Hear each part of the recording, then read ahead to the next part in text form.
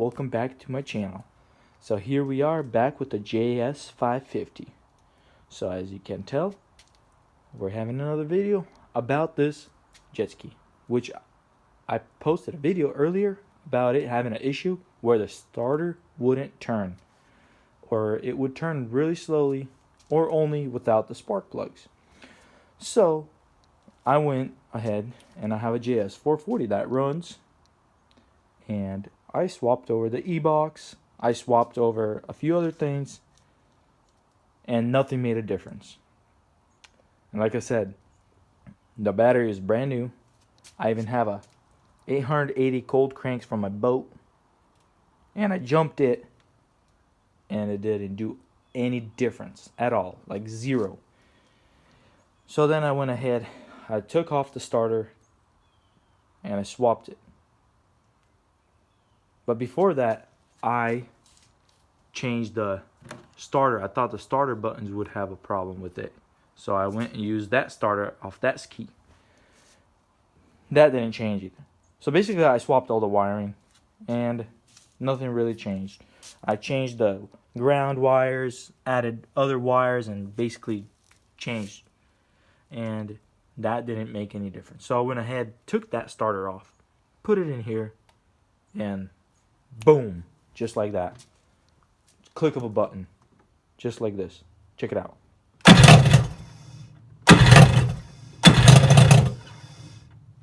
So I gotta set the idle is kind of low because I want it to die.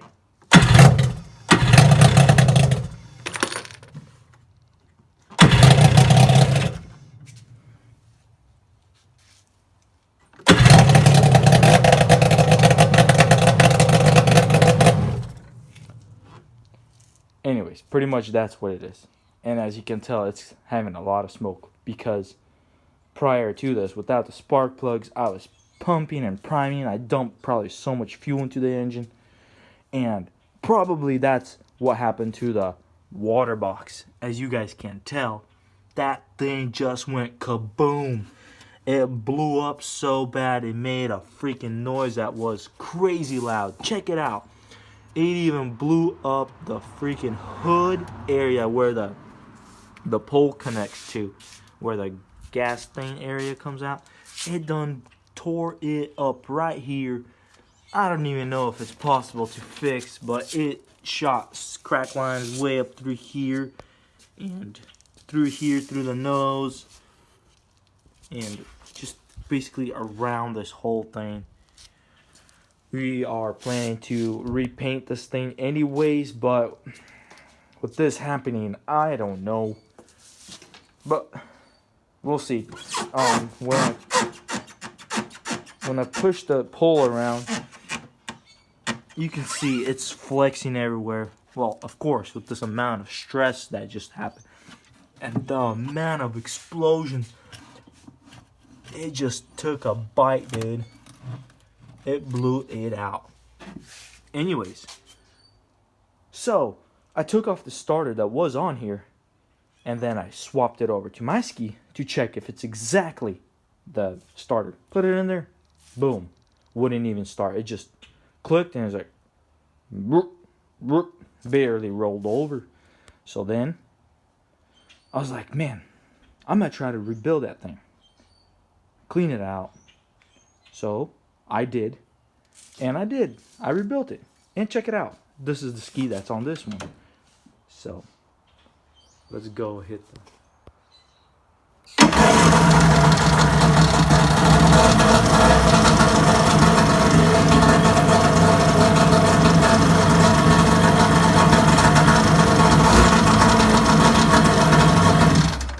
like butter. Check it out.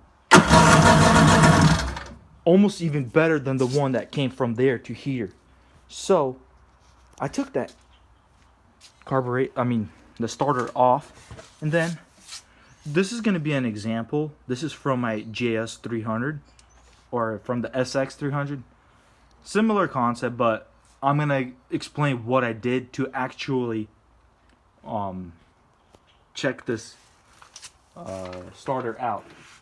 So as you can tell right here, this is commutators right there. let me use this pick. So what I did was, in this groove,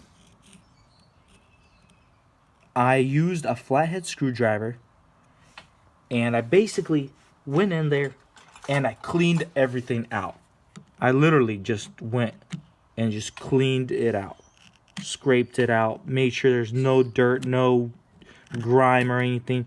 Basically, from the brushes, it will build up and it will start having contact between two things. And when the motor, this generator or whatever, the starter, will turn, and the brushes, it'll start activating both of these things and will create basically a friction kind of thing where it's trying to turn either that way or that way, and it's not letting it spin. So you have to clean it out in between here. So what I did was I put one end into the drill, and then I used the Scotch-Brite. Just 1 second. So I used emery cloth. I have 80 grit emery cloth, and I put it in the drill and I spun that thing and I polished it all up. Basically not polished it up. There was like burn marks and stuff on here. So I basically sanded it down, made a new contact. And then what I did also was I took the red or purple, they call it, Scotch-Brite, and I put it in the drill, this motor, and I spun it and I polished it. It was slick. And then also I polished this out also. Did the same thing. And then I also did was, this is the cap, and the brushes kind of hide in here when they're over this thing like this. And sometimes the brushes have those little wires that come out, and when this wore out, well, mine kind of had that issue. So what I did, I put some electric tape inside here so that way there were no contact to this area and wasn't grounding out. So basically I just put tape in here, but I brake cleaned this whole thing and did that and put it all together, and voila, that thing was running, and it runs good. Proven example that works. So that's all I did, because the brushes were still good on that thing, and now this thing works. So guys, you can also do a test and make sure nothing is grounding out on this starter. So you can do a test with your multimeter. So you set it on your ohm setting or diode test, and you can set where it will make a sound when you touch the leads. So we'll press this. Mine works like this. So every time I touch it, it's going to make a beep. So now we can test by basically going all the way around and making sure that there's contact everywhere. And basically anywhere it's supposed to beep. So that's how it's supposed to be done, and testing. Also, you can test the ground. Make sure nothing is grounded out or it's not touching the ground by touching these leads. So you don't want this to beep when you're touching the ground, which it's right here. And once you have a beep, then this thing is bad. Something inside is grounding out, or these copper wires are touching. So that's not a good thing. And yep, that's the way to test it. So this way, and then test the ground. You don't want it to beep this way.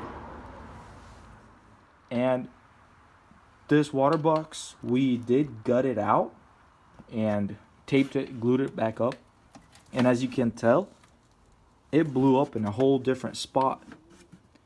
And yeah, so the plans are now to build my own aluminum water box from a round tube, probably a 6-inch tube, weld up the sides, weld 2 bungs on each side, one lower, one higher, and probably use some 1/8 material to make this thing real loud, so that way the neighbors on the water in the lake will know I'm out there.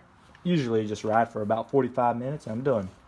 But anyways, if you guys learned something from this video, I appreciate you guys smashing the like button, hit the notification bell, and subscribe to the channel if you're not, because there's some more rad content coming your way. And everybody, I appreciate subscribing, and let's get a goal to 1,000 soon. So guys, peace.